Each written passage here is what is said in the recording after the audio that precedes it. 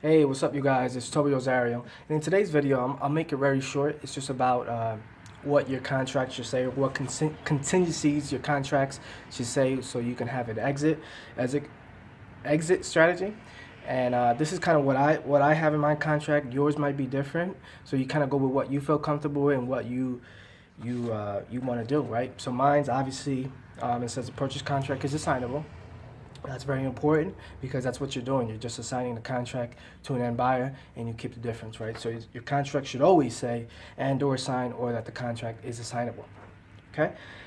Mine also says seller and tenant, if any, will make property accessible to show partners, lenders, inspectors, appraisers, contractors prior to closing. That's very important because you're going to obviously have people go to the property. You're going to have your buyers go to the properties, and to the seller, you just approach it as, look, these are my funding partners, or these are my contractors, these are my lenders. That way they're like, they don't question who these people are going through your house. So if you have a tenant in there, it's the same approach. You're just going to let the tenant know, look, I'm going to have some of my partners come in here. They're going to kind of do the inspection and, make sure everything is good, make sure I didn't miss anything. So just be upfront about it, right? Let them know, okay, after you sign the contract, I'm going to have some of my guys come in here, make sure everything is good, make sure I didn't miss anything. Let's see here. Buyer shall select closing agent.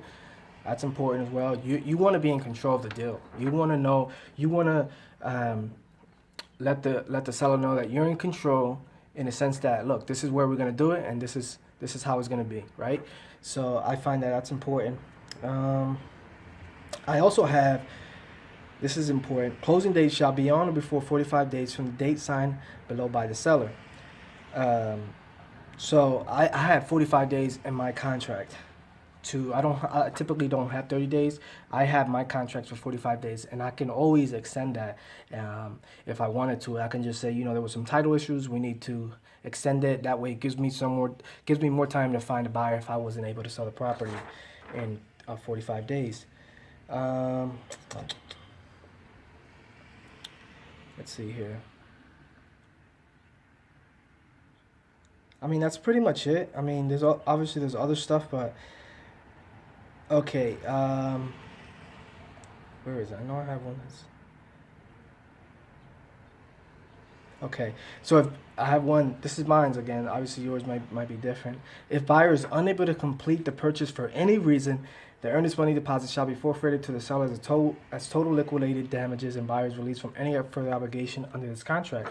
So, essentially what that means is, if I can't find a buyer, or if I just want to close, void the contract, what I lose is the deposit, which is $10. And typically, I never even give that to the seller because I just put it on the contract just to kind of make it a binding contract, but I never really give them the $10 at hand. So there's not much. I'm not losing anything, right? So that kind of just backs me up as well. If I were to void the contract or cancel the contract, it basically says if I cancel it for any reason, I'm not responsible for anything except for the earnest money deposit. So that's pretty much it, guys. I know there's some people that say final approval. This is final approval until subject to my partner's approval or something like that. That's fine. Again, just do what works for you. These are some of the contingencies I have in my contract. Mine is a one-page contract. It's very simple, very to the point. This is what we do. We buy as is, seller, etc., etc. We have 45 days to close, and the other contingencies as well. But that's pretty much it.